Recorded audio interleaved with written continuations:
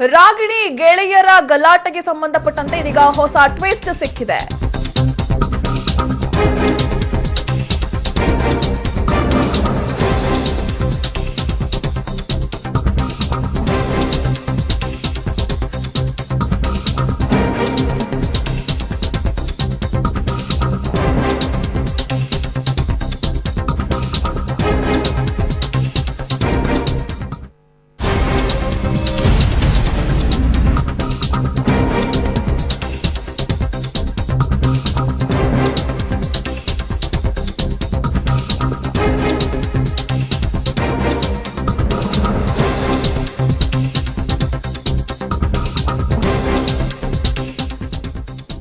ನಟಿ ರಾಗಿಣಿ ಗೆಳೆಯರ ಗಲಾಟೆ ಕೇಸ್ಗೆ ಇದೀಗ ಹೊಸ ಟ್ವಿಸ್ಟ್ ಸಿಕ್ಕಿದೆ. ನೀನು ರಾಗಿಣಿ ಜೊತೆ ಹೋಗ್ತಾ ಇದೀಯಾ, ನಿನಗೆ ಯಾರಾದ್ರೂ ಬಂದು ಒದೆ ಕೊಡ್ತಾರೆ. ನಟಿ ರಾಗಿಣಿ ಗೆಳೆಯ ರವಿಗೆ ಎಚ್ಚರಿಕೆಯನ್ನ ಕೊಟ್ಟಿದ್ರಂತೆ ಅವರ ಪತ್ನಿ.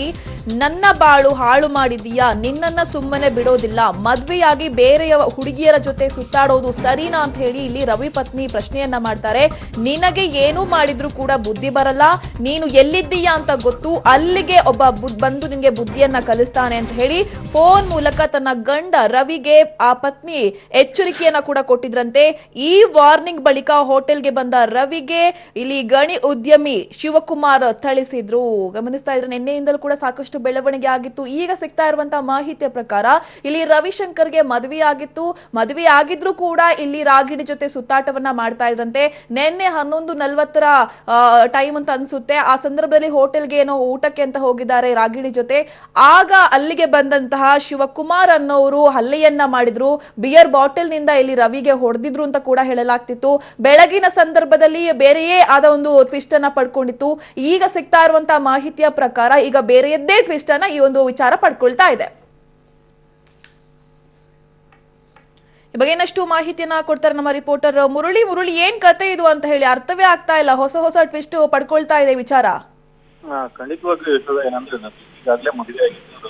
ಆ ಮದುವೆ ಆದ್ರೂ ಕೂಡ ರಾಗಿಣಿಯನ್ನ ಜೊತೆ ಸೇರಿಕೊಂಡು ಆತನ ಹೆಂಡತಿಯನ್ನ ಬಿಟ್ಟಿದ್ದ ಹಿನ್ನೆಲೆಯಲ್ಲಿ ಕಳೆದ 2 ವರ್ಷದ ನಡುವೆ ಏನು ಜಗಳ ಆಗಿತ್ತು. ಜಗಳದ ಹಿನ್ನೆಲೆಯಲ್ಲಿ ಅವರಿಬ್ರು ಸಹ ಬೇರೆ ಬೇರೆ ಇರ್ಬೇಕಾದ್ರೆ ರಾಗಿಣಿ ಜೊತೆಯಲ್ಲಿ ರವಿ ಇರುವಂತದ್ದು ಸಂಪೂರ್ಣವಾಗಿ ರವಿಯ ಪತ್ನಿಗೆ ಇಷ್ಟ ಇರಲ್ಲ. ಆ ಹಿನ್ನೆಲೆಯಲ್ಲಿ ಇದಕ್ಕೆ ವಾರ್ನನ ಮಾಡ್ತಿರ್ತಾಳೆ. ಅದನ್ನು ರಾಗಿಣಿಯನ್ನ ಬಿಟ್ಟು ಬರ್ಬೇಕು ಅಂತ ಹೇಳಿ ವಾರ್ನನ ಮಾಡ್ತಿದ್ರು ಸಹ ಆತ ಕೇಳ್ದೇ ಇರೋ ಸಂದರ್ಭದಲ್ಲಿ ಅದನ್ನೇ ಚಾನ್ಸ್ ಅನ್ನು ಉಪಯೋಗಿಸಿಕೊಂಡು ಶಿವಪ್ರಕಾಶ್ ಕೂಡ ಅಂದ್ರೆ ರಾಗಿಣಿ ಮತ್ತು ರವಿ ಈ 3 ಜನದ ಸಹ ತ್ರಿಕೋಣ ಪ್ರೇಮ ಕಥೆ ಆಗಿರುತ್ತೆ. ಶಿವಪ್ರಕಾಶ್ನ ಜೊತೆ ಈಗಾಗಲೇ ರಾಗಿಣಿ ಒಂದು ಫ್ರೆಂಡ್ಶಿಪ್ ಅನ್ನ ಇಟ್ಕೊಂಡಿರ್ತಾರೆ. ಜೊತೆಗೆ ಪ್ರೀತಿ ಪ್ರೇಮದ ವಿಚಾರ ಸಹ ನಡೆದಿರುವಂತದ್ದು. ಆದ್ರೆ ರವಿ ಜೊತೆಯಲ್ಲಿ ಈಗ ಒಂದು 2-3 ತಿಂಗಳಿಂದ ಸಹ ರವಿ ಜೊತೆ ತುಂಬಾ ಕ್ಲೋಸ್ ಆಗಿರ್ತಾರೆ. ಆ ಸಂದರ್ಭದಲ್ಲಿ ಶಿವಪ್ರಕಾಶ್ನ ಬ್ರೇಕಪ್ ಆಗಿರುತ್ತೆ. ಬ್ರೇಕಪ್ ಆದ ಸಂದರ್ಭದಲ್ಲಿ ಈ ವಿಚಾರ ರವಿಯ ಪತ್ನಿಗೆ ಗೊತ್ತಾಗುತ್ತೆ. ರವಿ ಪತ್ನಿ ಗೊತ್ತಾದಾಗ ಶಿವಪ್ರಕಾಶ್ನನ್ನ ಯೂಸ್ ಮಾಡ್ಕೊಂಡ್ರೆ ರವಿ ಮೇಲೆ ಸೇರ್ಸ್ಕೋಬಹುದು ಅಂತ ಹೇಳಿ ಇಲ್ಲಿ ಅವ್ರ ಪತ್ನಿಗೆ ಹೆಂಗ್ ಗೊತ್ತಾಯ್ತು ಅಂತ ಹೇಳಿ. ಹಾಗಾದ್ರೆ ಪತ್ನಿ ಮಾಡಿಸಿದ್ರ ಈ ಹಲ್ಲೆನ, ಏನ್ ಕತೆ ಅಂತ ಹೇಳಿ ಇಲ್ಲಿ ಖಂಡಿತವಾಗಿ ಅದೇ ಅನುಮಾನ ಸಹ ಮೂಡ್ ಬರ್ತಾ ಇರೋಂಥದ್ದು. ಯಾಕಂದ್ರೆ ರವಿಗೆ ಈ ಪತ್ನಿ ಇದಕ್ಕಿಂತ ಮುಂಚೆ ಅಂದ್ರೆ ಶಿವಪ್ರಕಾಶ್ ಏನೋ ಹೋಟೆಲ್ಗೆ ಬಂದು ಗಲಾಟೆ ಮಾಡೋಕ್ಕಿಂತ ಮುಂಚೆ ಸರಿಸುಮಾರು 20-25 ನಿಮಿಷಗಳ ಮುಂಚೆ ಕರೆ ಮಾಡಿರ್ತಾರೆ.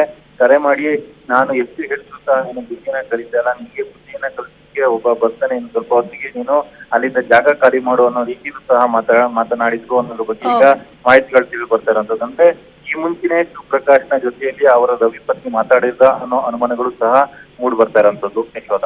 Okay, thank you Murali.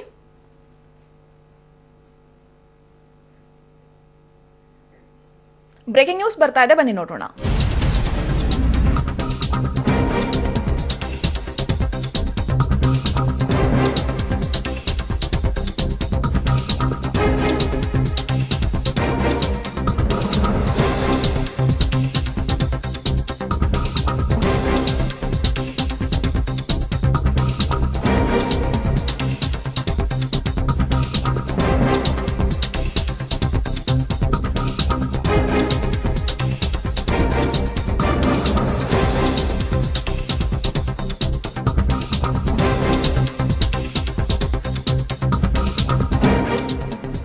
Lok Sabha ಚುನಾವಣಾ ಕಣ ರಂಗೇರ್ತಾ ಇದೆ. ಡಿಕೆಶಿ ಯಾರು ಅಂತ ಒಂದ್ಸಲ ಇತಿಹಾಸವನ್ನ ತೆಗೆದು ನೋಡಿ, ಆಗ ನೀವೇ ಹೇಳ್ತೀರಾ ಯಡಿಯೂರಪ್ಪನೋ ಅಥವಾ ಬಂಗಾರಪ್ಪನೋ ಅಂತ. ಡಿಕೆಶಿ ನಮ್ಮ ಅಣ್ಣ ಸಮಾನ, ಅವರೇ ಮುಂದೆ ನಿಂತು ಶಿವಮೊಗ್ಗದಲ್ಲಿ ಎಲೆಕ್ಷನ್ ಅನ್ನ ಮಾಡ್ತಾರೆ ಅಂತ ಹೇಳಿ ಶಿವಮೊಗ್ಗದಲ್ಲಿ ಮಧು ಬಂಗಾರಪ್ಪ ಹೇಳಿಕೆಯನ್ನ ಕೊಟ್ಟಿದ್ದಾರೆ. ಯಾಕಂತ ಹೇಳಿದ್ರೆ ಈಗಾಗಲೇ ಇಲ್ಲಿ ಶಿವಮೊಗ್ಗದ ಉಸ್ತುವಾರಿಯನ್ನ ಡಿಕೆ ಶಿವಕುಮಾರ್ ಅವರ ಹೆಗಲಿಗೆ ಸಿಎಂ ಕುಮಾರಸ್ವಾಮಿ ಕೊಟ್ಟಿದ್ದಾರೆ. ನೀವೇ ಮುಂದೆ ನಿಂತು ಗೆಲ್ಲಿಸ್ಕೊಡ್ಬೇಕು ಅಂತ. ಇವತ್ತು ಈ ವಿಚಾರಕ್ಕೆ ಸಂಬಂಧಪಟ್ಟಂತೆ ರಿಯಾಕ್ಟ್ ಮಾಡಿದಂತ ಮಧು ಬಂಗಾರಪ್ಪ ಈ ರೀತಿಯಾಗಿ ಡಿಕೆ ಶಿವಕುಮಾರ್ ಅವರನ್ನ ಹಾಡಿ ಹೊಗಳಿದ್ದಾರೆ. ಡಿಕೆ ಶಿವಕುಮಾರ್ ಯಾರು ಅಂತೇಳಿ ಹಿಸ್ಟ್ರಿ ಒಂದ್ಸತಿ ನೋಡ್ಬಿಡಿ, ನಿಮಗೆ ಉತ್ತರ ಅಲ್ಲಿ ಸಿಕ್ಬಿಡುತ್ತೆ. ಬಂಗಾರಪ್ಪ ಅವರ ಯಡಿಯೂರಪ್ಪ ಅವರ ಅಂತೇಳಿ. ಅದು ಡಿ ಕೆ ಶಿವಕುಮಾರ್ ಅವರೇ ಬರ್ತಾರೆ. ಅವ್ರು ಒಪ್ಕೊಂಡಿದಾರೋ ಇಲ್ಲ ಅಂತ. ಏನು ಒಪ್ಕೊಂಡಿದಾರೋ ಇಲ್ಲ ಎಳ್ಕೊಂಬರ್ತೀನಿ ನಾನು ಡಿ ಕೆ ಶಿವಕುಮಾರ್ ಅವ್ರನ್ನ. ಯಾಕೆಂದ್ರೆ ನನ್ನ ಅಣ್ಣನ ಸಮಾನ, ನನ್ನನ್ನು ಬಿಟ್ಕೊಡೋ ಪ್ರಶ್ನೆನೇ ಬರೋದಿಲ್ಲ. ಆಮೇಲೆ ಅವ್ರ ಜವಾಬ್ದಾರಿ ಹೋದ ಸತಿ ಆಗಲಿಲ್ಲ ಪಾಪ, ಅದನ್ನು ನಾನಿಲ್ಲ ಈ ಸತಿ ನಾನು ಬಂದು ಋಣ ತೀರಿಸ್ತೀನಿ ಅಂದ್ಬಿಟ್ರು. ನಾನಿಲ್ಲಿ ಋಣ ತೀರ್ಸೋದು ಬೇಡ, ನೀವು ಬಂದರೆ ಸಾಕು. ನಾನು 8 ಕ್ಷೇತ್ರಕ್ಕೆ ಓಡಾಡಬೇಕು. 8 ಕ್ಷೇತ್ರಕ್ಕೆ ನಾನು ಓಡಾಡಬೇಕಾರೆ ಇಲ್ಲಿ ಸಂಘಟನೆ ವರ್ಕನ್ನು ಮಾಡಬೇಕಾಗತ್ತೆ. ಎಷ್ಟೋ ಕಾಂಗ್ರೆಸ್ ಮುಖಂಡರು ನಾನು ಭೇಟಿನೇ ಮಾಡಲಿಲ್ಲ, ಬಂದು ಹಗಲು ರಾತ್ರಿ ದುಡಿದ್ಬಿಟ್ಟು ಹೋದರು, ಫೋನಲ್ಲೇ ಮಾತಾಡಿದರು. ಡಿ ಕೆ ಶಿವಕುಮಾರ್ ಅವರು ಆರ್ಗನೈಸಿಂಗಲ್ಲಿ ಈಗ ಡಿಫ್ರೆನ್ಸಸ್ಸು, 2 ಸಂಸಾರ, ನಮ್ಮ ಮನೆಯಲ್ಲೇ ನಿಮಗೆ ಗೊತ್ತಿದೆ ಡಿಫ್ರೆನ್ಸಸ್ ಇದೆ. ಸೊ ಈ ಕಾಂಗ್ರೆಸ್ಸು JDS ಅಂತ ಹೇಳಿದಾಗ ಏನಾದ್ರು ಡಿಫ್ರೆನ್ಸಸ್ ಇದ್ದರೆ ಅದನ್ನು ಚಾಲ್ತಿ. ಈಗ ಡಿಫ್ರೆನ್ಸಸ್ ಇಲ್ಲ, ಬಟ್ ಅದನ್ನ ಸ್ಪೀಡಪ್ ಮಾಡಬೇಕು. ಎಲೆಕ್ಷನ್ನ ಯಾವ ರೀತಿ ನಾವು ರೀಚ್ ಮಾಡಬೇಕು, ಫಾಸ್ಟರ್ ಹಂಗೆ ಮಾಡಬೇಕು ಅನ್ನೋದಕ್ಕೆ ಡಿ ಕೆ ಶಿವಕುಮಾರ್ ಅವ್ರಿಗೆ ಬಂದು ನೀವು ಇರ್ರಿ, ನಾನು ಬೇಕಾದ್ರೆ ಸುತ್ತಕ್ಕೆ ನನಗೆ ಈಸಿ ಆಗುತ್ತೆ ಅಂತ ಅಷ್ಟು ಬಿಟ್ಟರೆ. ಆಮೇಲೆ ನಾನು ಹೇಳಿದ್ನಲ್ಲ, ಇನ್ನೂ 3 ಲಕ್ಷ ಓಟ್ ಚಿಲ್ಲರೆ ನಮಗೆ ಬರಬೇಕಾಗಿರ್ತಕ್ಕಂಥದ್ದು ಮಾರ್ಕೆಟಲ್ಲಿ ಹಾಗೆ ಇದೆ. ಮಾರ್ಕೆಟ್ ಅಂದರೆ ಮತದಾರರು ಪರ್ಸೆಂಟೇಜ್ ನನಗೆ ಬರಲಿಲ್ಲ, ಅದನ್ನು ನಾವು ತಗೊಳ್ಬೇಕು ಅಂತ ಹೇಳಿದರೆ ಅದನ್ನು ಇವರ ಒಂದು ಚಾಣಕ್ಯತೆ ಮತ್ತು ಅವ್ರ ಸ್ಪೀಡು. ಈಗ ಒಂದು ಇಂಜಿನಪ್ಪ ಹಾರ್ಸ್ ಪವರ್ ಜಾಸ್ತಿ, ನಿಮ್ಮಲ್ಲಿ ಇಲ್ವ ಹಾರ್ಸ್ ಪವರ್ ಅಂತ ಹೇಳಿದರೆ ಅದು ನಮಗೆ horse power, additional horse power. And ನನ್ನ ರೈಟ್ಸ್, ಅದು ನನ್ನ ರೈಟ್ಸ್ ಕೇಳೋದು ನನಗೆ ಅವ್ರು ಬೇಕು ಅಂತ ಹೇಳಿ. ಇಲ್ಲಿರೋರು ಎಲ್ಲರೂ ಚೆನ್ನಾಗಿ ಮಾಡ್ತಾರೆ. ಆಮೇಲೆ ಇಲ್ಲಿರೋ ಎಲ್ಲ ಮುಖಂಡರು ಕೂಡ ಒಂದು ರಿಕ್ವೆಸ್ಟ್ ಮಾಡಿದರು, ಸರ್ ಡಿ ಕೆ ಅವ್ರನ್ನ ಏನಾರು ಮಾಡಿ ಉಸ್ತುವಾರಿ ಹಾಕಿ ಅಂತ. ಇದು ನಾನು ಕೇಳೋದಕ್ಕಿಂತ ಅವರಿಂದನೂ ಬಂದಾಗ ನನಗೂ ಸ್ವಲ್ಪ ಸ್ಫೂರ್ತಿ ಆಯಿತು. ಡಿ ಕೆ ಅವರಿಗೆ ನಾನು ಯಾವುದೇ ಪಕ್ಷದಲ್ಲಿ ಇದ್ದರೂ ಕೂಡ ನಾನು ಬಂಗಾರಪ್ಪ ಅವ್ರ ಮಗ ಮಧು ಬಂಗಾರಪ್ಪ, ನನಗೆ ಪ್ರೀತಿ ಹೆಚ್ಚು ಅನ್ನೋದು. ನನ್ನ ಪ್ರೀತಿ ಹೆಚ್ಚಿರೋರನ್ನ ಕರೆಯೋದ್ರಲ್ಲಿ ನನ್ನ ತಪ್ಪೇನೋ, ಅದೆಲ್ಲ ಮಾಡಲೇಬೇಕಾದ್ರೆ ನನ್ನ ಹಕ್ಕು. ಆಮೇಲೆ ಡಿ ಕೆ ಶಿವಕುಮಾರ್ ಅವ್ರು ಮಾಡೇ ಮಾಡ್ತಾರೆ, ಅವರ ರೈಟ್ಸ್ ಅದು. ಬ್ರೇಕಿಂಗ್ ನ್ಯೂಸ್ ಬರ್ತಾ ಇದೆ, ಬನ್ನಿ ನೋಡೋಣ.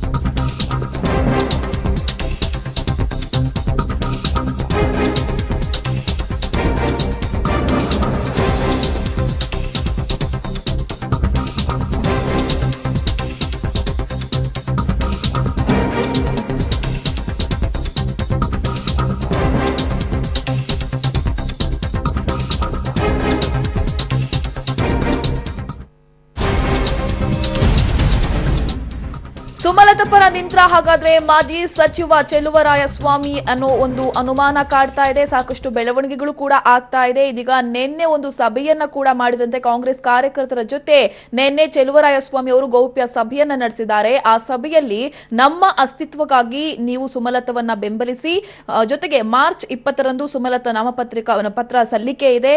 ನಾಮಪತ್ರ ಸಲ್ಲಿಕೆ ದಿನವೂ ಕೂಡ ಹೆಚ್ಚಿನ ಸಂಖ್ಯೆಯಲ್ಲಿ ನೀವೆಲ್ಲರೂ ಕೂಡ ಪಾಲ್ಗೊಳ್ಳಿ, ಯಾವುದೇ ಕಾರಣಕ್ಕೂ ಯಾವುದೇ ಆಮಿಷ ಒಳಗಾಗಬೇಡಿ ಅಂತ ಹೇಳಿ ನಿನ್ನೆ ನಡೆಸಿದಂತ ಸಭೆಯಲ್ಲಿ ಚೆಲುವರಾಯಸ್ವಾಮಿ ಅಲ್ಲಿದ್ದಂತ ಕಾಂಗ್ರೆಸ್ನ ಕಾರ್ಯಕರ್ತರಿಗೆ ಒಂದು ಸಭೆಯಲ್ಲಿ ತಿಳಿಸಿದ್ದಾರೆ ಅನ್ನೋದು ಕೂಡ ಸಿಗ್ತಾ ಇರುವಂತಹ ಮಾಹಿತಿ. ಇಲ್ಲಿ ಒಂದಂತೂ ಫೈನಲ್ ಆಗ್ತಾ ಇದೆ. ಮೊನ್ನೆಯಿಂದಲೂ ಕೂಡ ಮೈತ್ರಿ ಧರ್ಮವನ್ನ ಸೈಡ್ಗಿಟ್ಟು ಇಲ್ಲಿ ಬೆಂಬಲವನ್ನ ಕೊಡ್ತಾ ಇದ್ದಾರೆ ಅತೃಪ್ತ ಶಾಸಕರು, ಅತೃಪ್ತ ಕಾರ್ಯಕರ್ತರು. ನೋಡೋಣ ಏನೆಲ್ಲ ಬೆಳವಣಿಗೆಗಳು ಆಗುತ್ತೆ ಅಂತ. ಈ ಬಗ್ಗೆ ಇನ್ನಷ್ಟು ಮಾಹಿತಿಯನ್ನ ಕೊಡ್ತಾರೆ ನಮ್ಮ ರಿಪೋರ್ಟರ್ ಸಂತೋಷ್. ಒಂಥರ ಮೈತ್ರಿ ಧರ್ಮ ಇದ್ರೂ ಕೂಡ ಕ್ಯಾರೆ ಅಂತ ಇಲ್ಲ ಅನ್ಸುತ್ತೆ ಇವರೆಲ್ಲರೂ ಕೂಡ ಇಲ್ಲಿ. ಮಂಡ್ಯದಲ್ಲಿ ನಡೀತಾ ಇರತಕ್ಕಂತಹ ಬೆಳವಣಿಗೆಯನ್ನ ನೋಡಿದ್ರೆ ಮೈತ್ರಿ ಅಂತೂ ಮಂಡ್ಯದಲ್ಲಿ ಸಾಧ್ಯವೇ ಇಲ್ಲ ಅನ್ನೋ ಒಂದು ಪರಿಸ್ಥಿತಿ ನಿರ್ಮಾಣ ಆಗಿದೆ ಅಂತಾನೆ ಹೇಳ್ಬೋದು. ನಿನ್ನೆ ಮದ್ದೂರಿನ ಕಾಂಗ್ರೆಸ್ ಮುಖಂಡ ವಿ.ಕೆ. ಜಗದೀಶ್ ಅವರ ಮನೆಯಲ್ಲಿ ಚೆಲುವರಾಯಸ್ವಾಮಿ ನೇತೃತ್ವದಲ್ಲಿ ಸಭೆ ನಡೆದಿದೆ. ಅಲ್ಲಿ ಹೆಸರು ಹೇಳಕ್ಕೆ ಇಚ್ಛೆ ಪಡೆದಂತಹ ಕಾಂಗ್ರೆಸ್ ಮುಖಂಡರು ಹೇಳೋ ಪ್ರಕಾರ ಈಗಾಗಲೇ ನಮಗೆ ನಮ್ಮ ಮುಖಂಡರು ಸುಮಲತಾ ಪರವಾಗಿ ಪ್ರಚಾರ ಮಾಡೋದಕ್ಕೆ ಹೇಳಿದ್ದಾರೆ ಅಂತಕ್ಕಂಥ ಒಂದು ಮಾಹಿತಿಯನ್ನ ನೀಡ್ತಾ ಇದ್ದಾರೆ. ಇದೆಲ್ಲವನ್ನ ಗಮನಿಸಿದ್ರೆ ನೇರವಾಗಿ ಮುಖಂಡರು ಮಾತನಾಡದೇ ಇದ್ರು ಕೂಡ ತೆರೆಮರೆಯಲ್ಲಿ ಕಾಂಗ್ರೆಸ್ ಮುಖಂಡರು ಸುಮಲತಾ ಅವರಿಗೆ ಸಪೋರ್ಟ್ ಮಾಡ್ತಿದ್ದಾರೆ. ಮತ್ತೆ ಯಾವುದೇ ಕಾರಣಕ್ಕೂ ಮೈತ್ರಿ ಸಾಧ್ಯ ಇಲ್ಲ ಅನ್ನೋದನ್ನ ಕಡಾಖಂಡಿತವಾಗಿ ವರಿಷ್ಠರಿಗೆ ರವಾನಿಸ್ತಾ ಇದ್ದಾರೆ ಅಂತಾನೆ ಹೇಳ್ಬೋದು ಯಶೋಧ. ಅಲ್ಲ, ಇದು ಯಾವ ರೀತಿಯ ಬೆಳವಣಿಗೆಗೆ ಕಾರಣ ಆಗಬಹುದು ಅಂತ ಹೇಳಿ ಒಂದ್ ಕಡೆ ನಿನ್ನೆ ಸಾರಾ ಮಹೇಶ್ ಆ ರೀತಿ ಹೇಳಿದ್ದಾರೆ, ನಮ್ಗೆ ಗೊತ್ತು ಮಾಡೋದಕ್ಕೆ ಅಂತ ಹೇಳಿ. ಹೌದು ಯಶೋಧ, ಇಲ್ಲಿಯ ಪರಿಸ್ಥಿತಿಯನ್ನ ನೋಡಿದ್ರೆ ಮಂಡ್ಯದಲ್ಲಿ ಏನಾಗುತ್ತೆ ಅದು ಮೈಸೂರಿನಲ್ಲಿ ಪ್ರತಿಫಲಿಸುತ್ತೆ ಅನ್ನೋ ಒಂದು ಮಾತನ್ನ ಹೇಳಿದ್ದಾರೆ. ಮಂಡ್ಯದಲ್ಲಿ ಸದ್ಯದ ಪರಿಸ್ಥಿತಿಯಲ್ಲಿ ಎಲ್ಲಾ ಕಾಂಗ್ರೆಸ್ ಮುಖಂಡರು ಬಹುತೇಕ ಜನ ಸುಮಲತಾ ಅವರ ಪರವಾಗಿ ನಿಂತಿದ್ದಾರೆ. ಇವತ್ತು ಕೂಡ ಬೆಳಗ್ಗೆ 6 ಗಂಟೆಯಿಂದ ಸುಮಲತಾ ಅವರು ಮಂಡ್ಯದಲ್ಲೇ ಇದ್ದಾರೆ. 7 ಗಂಟೆಯಿಂದ ಪ್ರಚಾರವನ್ನ ಆರಂಭಿಸಿದ್ದಾರೆ. ಮಂಡ್ಯದ ಬಹುತೇಕ ಕಾಂಗ್ರೆಸ್ ಮುಖಂಡರು ಸುಮಲತಾ ಅವರ ಪ್ರಚಾರದಲ್ಲಿ ಪಾಲ್ಗೊಂಡಿದ್ದಾರೆ. ಇದೆಲ್ಲವನ್ನ ಗಮನಿಸ್ತಾ ಹೋದ್ರೆ ಮಂಡ್ಯದಲ್ಲಿ ಸದ್ಯದ ಪರಿಸ್ಥಿತಿಯಲ್ಲಿ ಮೈತ್ರಿಯ ಪರಿಸ್ಥಿತಿ ಕಾಣ್ತಾ ಇಲ್ಲ. ಈ ಹಿನ್ನೆಲೆಯಲ್ಲಿ ಮೈಸೂರಿನಲ್ಲೂ ಕೂಡ ಇದರ ಎಫೆಕ್ಟ್ ಆದ್ರೂ ಆಗ್ಬಹುದು, ಇದರಿಂದ ಮೈತ್ರಿ ಸರ್ಕಾರಕ್ಕೂ ಕೂಡ ಸಮಸ್ಯೆ ಆಗ್ಬಹುದು ಅಂತ ಹೇಳಿ ಮಂಡ್ಯ ಜನ ಮಾತನಾಡ್ಕೊಳ್ತಿದ್ದಾರೆ Yashodha. Okay, thank you Santosh. ಇಷ್ಟೊತ್ತು ಸುದ್ದಿ ಕೊಟ್ಟಿದ್ದು ನಾನು ಯಶೋಧ. ನೆನಪಿರ್ಲಿ, ನ್ಯೂಸ್ ಅಂದ್ರೆ ಪಬ್ಲಿಕ್ ಟಿವಿ.